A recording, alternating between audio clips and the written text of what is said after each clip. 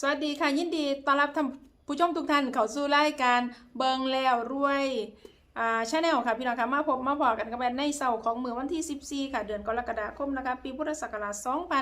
2569นะคะพี่น้องค่ะมื้อนี้ค่ะให้ภาพพี่น้องมาทำสุขุสุขนะคะมาติดตามรับชมรับฟังแนวทางนะคะจากปูปลาซาหวยค้าแข่งค่ะพี่น้องค่ะสำหรับคลิปนี้นะคะเป็นแนวทางกลางโค้งค่ะพี่น้องค่ะเมื่อวานนี้นะคะแนวทางของปูนะคะปูผักกระเลียงแล้วหาย6465นะคะพี่น้องค่ะกับเขาโตตัดเลน66อยู่ด้วยค่ะพี่น้องเด้อมื้อนี้นะคะแนวทาง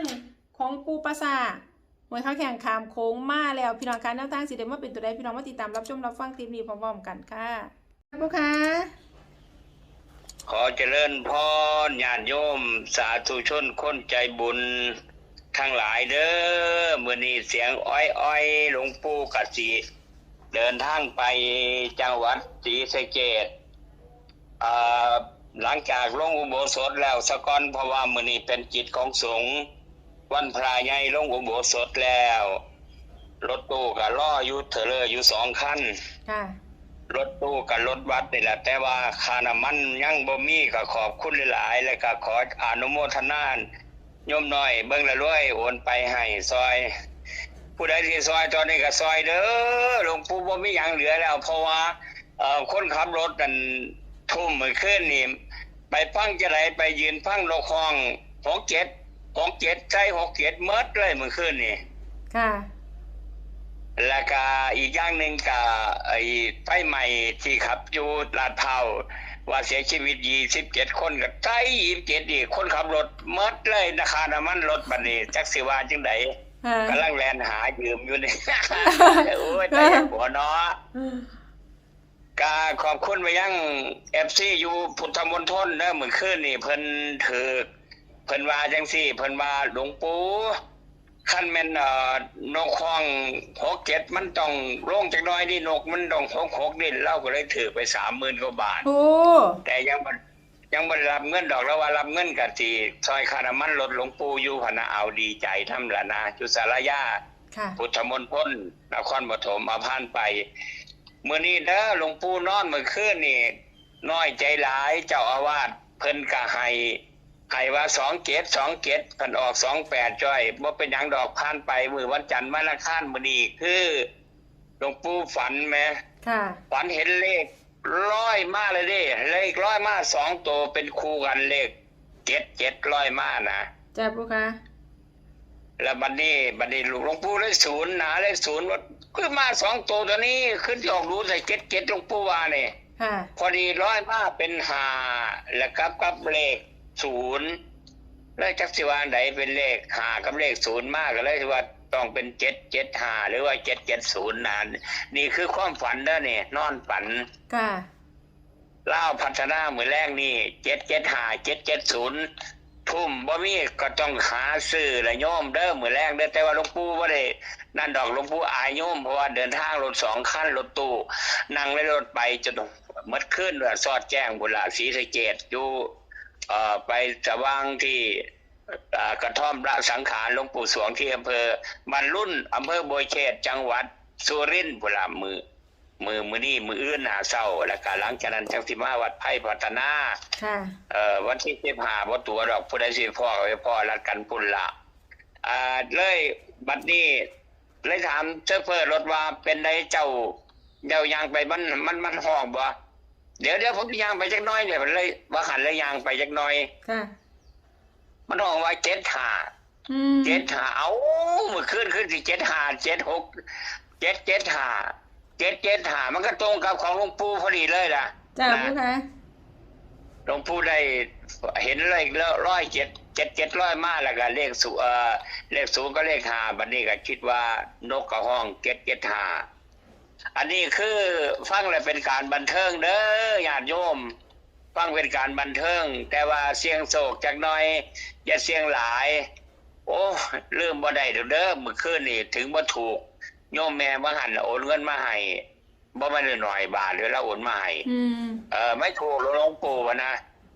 แล้วเอิ้นพระอาจารย์ว่าพระอาจารย์บ่ถูกดอกถ้าถูกนี่ก็สิโอนให้หลายอยู่ดอกบาทบ่หลายจังได๋โอนมาตั้งหลายนึงโยมแม่อยู่ถนนสายไหมแม่วัชรพลน่ะดีคักดีแน่จังว่า ค่ะ คนเก่าเนี่ยนี่คือคนดีแท้มาซอยๆกัน เออ เสียคนหนึ่งเด้อเพิ่นได้ฟังรายการของเบิ่งแล้วรวยเราน้อยใจบ่ได้ว่าหาเล่าน่ะเสียพ้นเราเป็นเจ้าของพาหุรัตน์ตลาดพาหุรัตน์ขายของกลางคืนนี่ ค่ะ เพิ่นบ่ขายกลางเว้นดอกเพิ่นขายแต่กลางคืนบัดนี้กลางเว้นเพิ่นบ่ายๆเพิ่นก็สินอนแล้วเพิ่นรอฟังเบิ่งแล้วรวยอยู่ ค่ะ ก็ว่าหาเพิ่นจะได้โอนค่าน้ำมันมาเด้อเสียพ้นเลยตอนนี้สิเดินทางตอนบ่ายนี่เด้ลงโบสถ์แล้วนะก็ได้จบนี่กาขออำนวยพรญาติโยมฟังเป็นการบันเทิงเด้อโยมอุดมพรโยมเรียกอยู่ข้างสนามมวยสสมหมายวางในรอบบางกะปิหรือว่าทางด้านจากทุกคู่ทุกคนคิดฮอดทุกคนเด้อเอาบุญมาฝากเสี่ยวล็อกเก็ตหลวงปู่มาฝากเด้อล็อกเก็ตหลวงปู่สวงมาฝาก ค่ะ แล้วก็พิเศษสุดมืออื่นมือวันที่15ก็สิเป็นของดีรัฐบาลไทยมาฝากอีก ค่ะ ตัวดอก ค่ะ กาขอด้วยพ่อญาติโยมทุกคนทุกคนโชคดีอยู่ดีไม่แห้งเด้อถึงเบิ่งแล้วรวยพอเป็นขวัญใจเพิ่นตลอดไป7 นาทีพอดีสิเว้ามาเว้าแป๊บเดียว7 นาทีมันเพลินดีเด้ครับ ค่ะบัว เพิ่นก็ย่องอยู่ได้ว่าเฮาเว้ามวนเว้าเพลิน ค่ะ แป๊บเดียวเท่านั้น7 นาทีขอเจริญพร ปูขอบคุณปูหลายๆนะคะปูการนมัสการค่ะสาธุค่ะ สรุปแนวทางท้ายคลิปนี้ค่ะพี่น้องคะแนวทางจากปูปราสาทหวยค้าแข่งนะคะขามโค้งด้วยค่ะพี่น้องคะมื้อนี้นะคะปูเราก็มีแนวทางความฝันมาฝากแล้วกันนกมะฮองบอกนะคะพี่น้องคะความฝันของปูก็คือ770แล้วก็775นะคะ770กับ775ส่วนนกมะฮองบอกก็ตรงกันกับความฝันของปูพอดีนะคะพี่น้องคะนกมะฮองบอก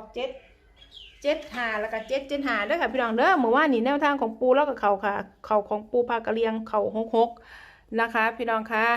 พี่น้องอย่าลืมนะคะแคปหน้าจอเอาไว้พร้อมพี่น้องคะแนวทางขามโค้งแรงหนีจากปูปราสาทหวยค้าแข่งค่ะพี่น้องแคปหน้าจอค่ะพี่น้องคะก็มีประมาณนี้ค่ะสำหรับแนวทางเซานี้นะคะแนวทางจากปูปราสาทหวยค้าแข่งพี่น้องอย่าลืมนะคะนำไปพิจารณาเบิ่งค่ะพี่น้องคะทางช่องนำเสนอเพื่อเป็นแนวทางคือเก่าเด้อค่ะพี่น้องคะโปรดใช้วิจารณญาณในการรับชมรับฟังนะคะขอขอบคุณพี่น้องค่ะสำหรับการรับชมรับฟังนะคะขอขอบคุณสำหรับข้อมูลในคลิปนี้ค่ะพี่น้องค่ะขอบคุณทางจากปูปราสาทหวยค้าแข่งค่ะสำหรับพี่น้องท่านใดที่เขาไม่เห็นคลิปนี้เป็นเทื่อแรกค่ะพี่น้องค่ะทำประหยัดสิบาทกับแนวทางเด็ดๆแบบนี้นะคะเขามาแล้วก็อย่าลืมเด้อค่ะพี่น้องค่ะฝากกดติดตามนะคะกดไลค์กดแชร์นะคะกดกระดิ่งแจ้งเตือนทั้งหมดนะคะเพื่อที่จะได้บ่พลาดทุกคลิปทุกข่าวสารแนวทางจากทางรายการนะคะพี่น้องค่ะนำไป